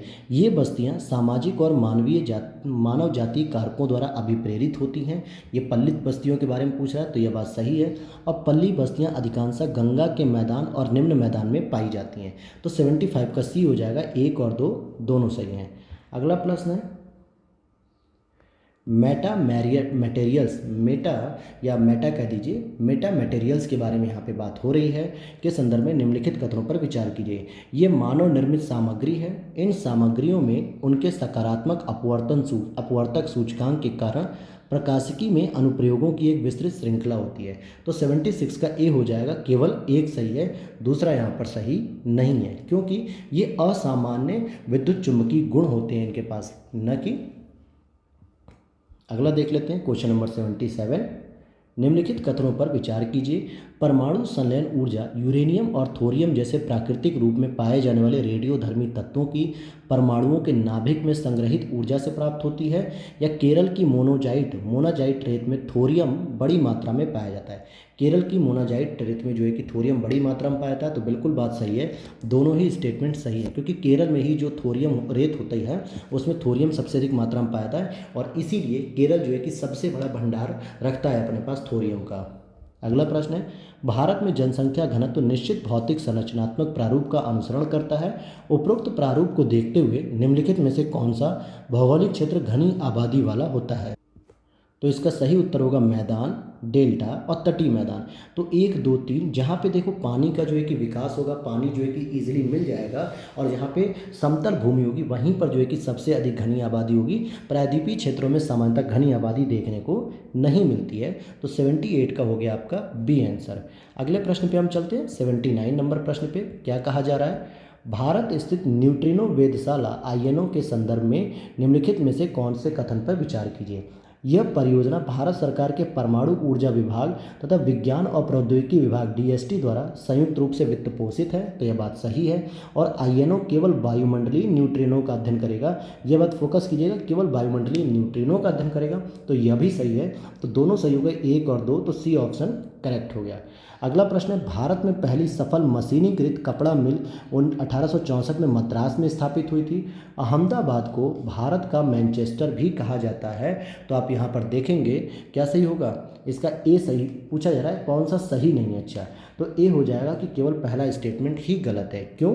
क्योंकि ये जो 1864 नहीं बल्कि 1854 में बम्बई में जो है कि, कहाँ पे, बम्बई में सबसे पहली जो है कि कपड़े मिल की जो है कि स्थापना की गई थी, और यह सफल मिल भी मानी जाती है। जबकि वहीं मुंबई और जो अगर बात करें दूसरे स्टेटमेंट की अहमदाबाद, तो ये भारत का मैनचेस्टर भी कहलाता है। अगला प्रश्न है आपका 81। निम्नलिखित युग्मों पर विचार कीजिए। घास स्थल है और क्षेत्र है, अब पूछ रहा है निम्नलिखित युग्मों में से कितने सही सुमेलित हैं, तो यह पूछा जा रहा है यहाँ पे। तो आप देखोगे कि लानोस की बात करेंगे, अगर हम लानोस की बात करेंगे तो ये तो वेनेजुएला में पाया जाता है। वेल्ड की बात करेंगे, वेल्ड की, तो वेल्ड भी दक्षिण अफ्रीका में पाया जाता है, तो पहला भी सही है, दूसरा भी सही। स्टेपी दोस्तों अर्जेंटीना में नहीं पाया जाता, ये मुख्य रूप से मध्य एशिया में पाया जाता है। और डाउन्स ऑस्ट्रेलिया में पाया जाता है। तो यहाँ पे 1 2 4 यानी 3 युग्म जो है कि सुमेलित हैं, इसलिए सी आंसर हो जाएगा कि केवल 3 युग्म सुमेलित हैं। अगला प्रश्न है, परिसीमन आयोग के संदर्भ में निम्नलिखित कथनों पर विचार कीजिए। परिसीमन जनसंख्या में परिवर्तन का प्रतिनिधित्व करने हेतु लोकसभा और राज्य विधानसभा की सीटों की सीमाओं को पुनः परिभाषित करने का कार्य करता है, तो यह बात जो है कि बिल्कुल सही है। बताइए। और अनुच्छेद 80 के अनुसार कहेंगे कि अनुच्छेद 80 के अनुसार संसद प्रत्येक जनगणना के बाद एक परिसीमन अधिनियम लागू करती है। परिसीमन अधिनियम, और भारत में ऐसे परिसीमन आयोगों का गठन 5 वर्ष में किया गया है, मतलब 5 बार किया गया है। तो यहाँ पे सही नहीं पूछा जा रहा है कि कौन सा कथन सही नहीं है, तो दूसरा गलत है और तीसरा गलत है, क्योंकि परिसीमन कभी भी अधिनियम नहीं होता है, वो हमेशा आयोग गठित होता है। परिसीमन आयोग का गठन होता है और ये अब तक केवल 4 बार गठित किया जा चुका है, 5 बार गठित नहीं किया गया है। इसीलिए यहाँ पर 82 का डी हो जाएगा कि 2 और 3 गलत है, जबकि पहला सही है। अगले प्रश्न को देखते हैं। क्वेश्चन नंबर आपका 83 होता है, जनसंख्या की प्राकृतिक वृद्धि को मापते समय निम्नलिखित में से किसे ध्यान में रखा जाता है। तो आप देखोगे जन्म को और मृत्यु को, प्रवास को नहीं रखा जाता है, इसलिए 1 और 2 सही है, ए ऑप्शन सही हो जाएगा। अगला प्रश्न है, निम्नलिखित कथनों पर विचार कीजिए। उष्णकटिबंधीय पर्णपाती वन केवल भारत और ऑस्ट्रेलिया में पाया जाता है। यह तो बिल्कुल ही जो है कि गलत हो जाएगा, ऐसा नहीं है। जितने भी उष्णकटिबंधीय क्षेत्र होंगे अक्षांश रेखाओं पे, वो हर देशों में पाए जाएंगे। उष्णकटिबंधीय सदाबहार वन भूमध्य रेखा के आसपास पाए जाते हैं, यानी 10 डिग्री के पास। यह बात सही है, तो केवल दूसरा सही है, बी ऑप्शन सही हो गया। अगला प्रश्न है 85, जब अत्यधिक बड़ा भाग विखंडित होकर ऊर्ध्वाधर रूप से विस्थापित होता है तब भ्रंशोत्त पर्वत का निर्माण करेगा। पठार उठी हुई एवं सपाट भूमि होता है। मैदान समतल भूमि के बहुत बड़े भाग होते हैं। मैदान की बात करें तो ये समतल भूमि के बहुत बड़े भाग होते हैं। तो यहाँ पर आप देखोगे कि ये बातें सही लिखी जा रही हैं, इसलिए यहाँ पर तीनों ही सही हैं, 85 के डी। अगला प्रश्न है यहाँ पर 86, एक अर्थव्यवस्था की प्राथमिक गतिविधियों के संदर्भ में निम्नलिखित में से कौन सा कथन सही नहीं है। तो यहाँ पे कौन सा कथन गलत है वो पूछा जा रहा है। प्राथमिक गतिविधियाँ सीधे पर्यावरण पर निर्भर हैं, यानी कि प्राकृतिक घटकों पे, यह बात सही है। पशुचारण गतिविधियाँ प्राथमिक आर्थिक गतिविधियों का हिस्सा है, यह भी सही है। प्राथमिक गतिविधियों में संलिप्त व्यक्तियों को ब्लू कॉलर वर्कर कहा जाता है, यानी कि ब्लू कॉलर जॉब कहा जाता है, तो यह बात गलत है। इन्हें जो है कि ब्लू कॉलर नहीं बल्कि रेड कॉलर जॉब कहा जाता है। क्या कहता है? रेड कॉलर जॉब, और डी स्टेटमेंट यहाँ पर सही है। तो जब पूछा जा रहा है कि कौन सा सही नहीं है तो आपका सी हो जाएगा, क्योंकि ब्लू कॉलर जॉब नहीं बल्कि रेड कॉलर जॉब में आते हैं। अगला प्रश्न है आपका 87। तो आइए हम लोग 87 प्रश्न को देख लेते हैं।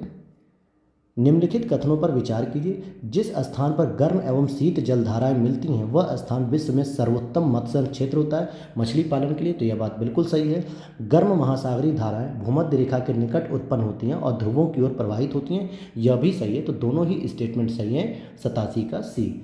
अगला प्रश्न है 88, महासागरों के संदर्भ में निम्नलिखित कथनों पर विचार कीजिए। प्रशांत महासागर का विस्तार पृथ्वी के 1/3 भाग पर है। अटलांटिक महासागर का पश्चिमी तट उत्तर एवं दक्षिणी अमेरिका से घिरा हुआ है, और हिंद महासागर का आकार लगभग वृत्ताकार होता है। आर्कटिक महासागर प्रशांत महासागर से छिछले वाले एक संकरे भाग जिसे बेरिंग जल संधि के नाम से जाना जाता है जुड़ा हुआ है। तो यहाँ पर आप देखेंगे कि कौन सा सही है, तो सी सही हो जाएगा, 1, 2, 4। तीसरा गलत हो जाएगा कि हिंद महासागर का आकार लगभग वृत्ताकार है, तो ऐसा बिल्कुल नहीं है। अगले प्रश्न की ओर चलते हैं 89। यहाँ पर कृषि के प्रकार हैं और यहाँ पे प्रचलित क्षेत्र हैं, जैसे गहन निर्वाह कृषि, ये किधर फेमस है, यहाँ पे लिखा हुआ है कि पूर्वी एशिया में क्या ये फेमस है, तो बिल्कुल ये प्रचलित क्षेत्र हैं इसके। और स्थानांतरित कृषि यह दक्षिण पूर्व एशिया में होते हैं, यह बात भी सही है। और खानाबदोश पशुचारण ये उष्णकटिबंधीय अफ्रीका में नहीं होते हैं। तो 89 का हो गया ए, यानी 1 और 2 दोनों ही सही सुमेलित किए गए हैं। आइए अब हम चलते हैं क्वेश्चन नंबर 90। तो देख लेते हैं क्वेश्चन नंबर 90 की ओर भी। निम्नलिखित में से कौन सी गंगा नदी की सहायक नदियां हैं? घाघरा भी है, सोन भी है, गंडक भी है, कोसी भी है। चंबल नहीं है दोस्तों, क्योंकि चंबल जो है कि यमुना की सहायक नदी जो कि इटावा में आके मिलती है। कहाँ पे? इटावा में आकर। तो तीसरा ऑप्शन आप एलिमिनेट कर दीजिए, तो ए ऑप्शन आपका सही उत्तर आ जाएगा। 1, 2, 4, 5। अगर आपको कोई एक ऑप्शन भी अगर क्लियर है पूरी तरीके से तो आप उसको भी देखकर एलिमिनेट करके आप उन चीज़ों का आंसर निकाल सकते हैं। यूपीएससी में दोस्तों बस यही तो सीखना होता है हमें। अगला प्रश्न है, निम्नलिखित कथनों पर विचार कीजिए। पृथ्वी के ठोस भाग को स्थल मंडल कहते हैं। बिल्कुल कहते हैं भाई, जहां हम रहते हैं वो स्थल मंडल ही तो है, जल मंडल तो है नहीं कि हम जल में रह रहे हो। सबसे ऊंचा शिखर माउंट एवरेस्ट समुद्र तल से 8,848 मीटर ऊंचा है, यह भी सही है। तो 1 और 2 दोनों सही हैं, सी ऑप्शन सही हो गया। अगला प्रश्न है 92, यह अत्यधिक विशिष्ट व्यावसायिक कृषि है। खट्टे फल इस कृषि की विशेषता है। यह उत्तरी अफ्रीका और ऑस्ट्रेलिया के दक्षिण पश्चिमी भाग में प्रचलित है। यह जो है पूछा जा रहा है कि किस प्रकार की कृषि का सबसे उपयुक्त वर्णन किया जा रहा है। तो आप देखोगे यह मुख्य रूप से भूमध्य सागरीय जो जलवायु होती है उसमें पाए जाने वाले फल, जिनको हम रसदार फल की खेती भी कहते हैं। रसदार फल जैसे आपका स्ट्रॉबेरी हो गया, अंगूर हो गया, संतरे हो गए, तो ये थोड़े से खट्टे फल भी होते हैं, नींबू उबू, तो ये सारे के सारे फलों की खेती यहाँ पर देखने को मिलती है। अगला प्रश्न है आपका, राष्ट्रीय जलमार्ग 1 यानी नेशनल वाटरवेज 1 किन राज्यों से होकर गुजरता है। पहले तो आपको पता होना चाहिए कि नेशनल वाटरवेज कहाँ कहाँ से होता है। तो आप देखोगे ये हल्दिया से लेकर प्रयागराज के बीच होता है, यानी प्रयागराज का मतलब क्या हो गया, यूपी आ गया। ये सबसे बड़ा जो है कि नेशनल वाटरवेज भी है। तो अब यहाँ पर देखोगे आप किन किन राज्यों से होकर गुजरता है। अच्छा प्रश्न है दोस्तों, अच्छा प्रश्न है। आइए इसके कूट को देखते हैं। चलिए हम कूट की जगह हम लोग यहीं देख लेते हैं कि प्रयागराज तो हो गया उत्तर प्रदेश में और हल्दिया हो गया पश्चिम बंगाल, तो दो तो आपको यहीं मिल गए। लेकिन जब आप रास्ते में जाओगे तो बिहार भी मिलेगा, झारखंड भी मिलेगा, उड़ीसा जाने की ज़रूरत नहीं पड़ेगी क्योंकि नीचे पड़ता है पश्चिम बंगाल के और हमें वहाँ जाने की ज़रूरत नहीं है। तो 1 2 3 5, तो ये इसका सही उत्तर हो जाएगा 1 2 3 5। या यूँ कहें कि अगर आपको 4 हटाना है उड़ीसा को तो आप 4 यहाँ एलिमिनेट करो, यहाँ एलिमिनेट करो, यहाँ एलिमिनेट करो और ए ऑप्शन इसका मिल जाएगा। अगला प्रश्न है, निम्नलिखित कथनों पर विचार कीजिए। शुक्र को पृथ्वी का जुड़वां ग्रह माना जाता है। भाई पृथ्वी का जुड़वां ग्रह कहा जाता है कि नहीं, तो बिल्कुल कहा जाता है इसको, तो ठीक है। और क्योंकि इसका आकार और आकृति लगभग पृथ्वी के समान होते हैं, बिल्कुल सही बात है। चंद्रमा पृथ्वी का एकमात्र उपग्रह है, यह भी सही है। पृथ्वी सूर्य का दूसरा निकटतम ग्रह है। निम्नलिखित में से कौन सा कथन सही नहीं है। तो पृथ्वी नहीं है दोस्तों, वो है दूसरा निकटतम ग्रह शुक्र, ठीक है। पहले बुध आता है, फिर शुक्र आता है, फिर मंगल आता है, फिर पृथ्वी है, मतलब पृथ्वी आती है फिर मंगल आता है। तो ये हो जाएगा आपका कौन सा उत्तर, सी, कि तीसरा ही केवल गलत है। आगे देखते हैं 95 पे। निम्नलिखित कथनों पर विचार कीजिए। भारत में जो श्रमिक कम से कम 183 दिन कार्य करता है उसे मुख्य श्रमिक माना जाता है, यानी उसे रोजगार प्राप्त रहता है। और भारत में जो श्रमिक 183 दिन से कम कार्य करता है उसे सीमांत श्रमिक माना जाता है। दोनों ही बातें सही है। 95 का सी आंसर हो जाएगा। अगला प्रश्न है, राष्ट्रीय स्वच्छ गंगा मिशन के संदर्भ में निम्नलिखित कथनों में से कौन सा सही है। इसका उद्देश्य प्रदूषण को कम करना और गंगा नदी तथा उसकी सभी सहायक नदियां, ध्यान देना, सभी सहायक नदियों का कायाकल्प सुनिश्चित है, बिल्कुल सही बात है। यह पर्यावरण वन जलवायु परिवर्तन मंत्रालय के तहत एक पंजीकृत सोसाइटी है और राष्ट्रीय गंगा परिषद की अध्यक्षता प्रधानमंत्री द्वारा की जाती है, तो ये भी सही है। तो पहला और तीसरा ही यहाँ पर केवल सही है, 1 और 3 सही है। आइए 97 प्रश्न को देख लेते हैं हम लोग।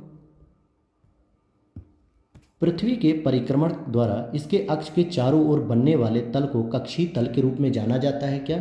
और ग्लोब पर वह वृत्त जो दिन और रात को विभाजित करता है उसे प्रकाश वृत्त भी कहते हैं हम। तो यह भी यहाँ पर पूछा जा रहा है, अच्छा प्रश्न है। और पूछा जा रहा है कौन सा सही नहीं है, तो केवल दूसरा सही नहीं है क्योंकि उसे हम प्रकाश वृत्त नहीं कहते हैं। ओके, उसे हम प्रदीप्त वृत्त कहते हैं। कौन सा वृत्त कहते हैं, प्रदीप्त वृत्त, प्रकाश वृत्त नहीं कहते हैं। अगला प्रश्न 98, शीर्ष की ओर सुंडाकार घंटी के आकार का आयु लिंग पिरामिड इंगित करता है। ये जो पिरामिड बनता है ये क्या इंगित करता है कि स्थिर जनसंख्या को, ये सामान्यतः स्थिर जनसंख्या को शो करता है। 99 देख लेते हैं। यहाँ पर जलप्रपात हैं और स्थल, एंजल जलप्रपात, नियाग्रा जलप्रपात, विक्टोरिया जलप्रपात। निम्नलिखित में से कितने युग्म सही सुमेलित हैं, तो यह पूछा जा रहा है कितने युग्म सही सुमेलित हैं। तो आप देखोगे यहाँ पे कि एंजल जलप्रपात दक्षिण अमेरिका में होता है, वेनेजुएला में, और नियाग्रा जलप्रपात उत्तरी अमेरिका में होता है, ओंटारियो झील के पास। विक्टोरिया जलप्रपात अफ्रीका में जाम्बेजी नदी के पास होता है। तो ये तीनों ही सही हो जाएंगे, इसलिए सभी तीनों युग्म सही सुमेलित हैं। और अब हम पढ़ेंगे अपने आखिरी प्रश्न की ओर। ये हमारा आज के सेशन का आखिरी प्रश्न होगा और अगली वीडियो में हम लोग लेकर आएंगे तीसरे टेस्ट पेपर को जो एनसीईआरटी बेस्ड होगा। और अगर अभी तक आप लोगों ने चैनल को सब्सक्राइब नहीं किया तो प्लीज़ दोस्तों एक रिक्वेस्ट रहेगी कि चैनल को सब्सक्राइब कर लीजिएगा। अगर अच्छा लगे तो और भी दोस्तों के साथ शेयर कीजिएगा। तो चलिए लास्ट प्रश्न है, निम्नलिखित में से किस देश की सीमा सहारा मरुस्थल से लगती है। Algeria, niger, Tunisia, Morocco. तो आइए इसका जो उत्तर हो जाएगा डी, 1 2 3 4। ये चारों के चारों सहारा मरुस्थल जो कि अफ्रीका महाद्वीप में है, इन चारों ही देशों से अपनी सीमा साझा करते हैं। तो चलिए मिलते हैं नेक्स्ट वीडियो में नेक्स्ट टेस्ट पेपर के साथ। मिलते हैं, तब तक के लिए नमस्कार, जय हिंद।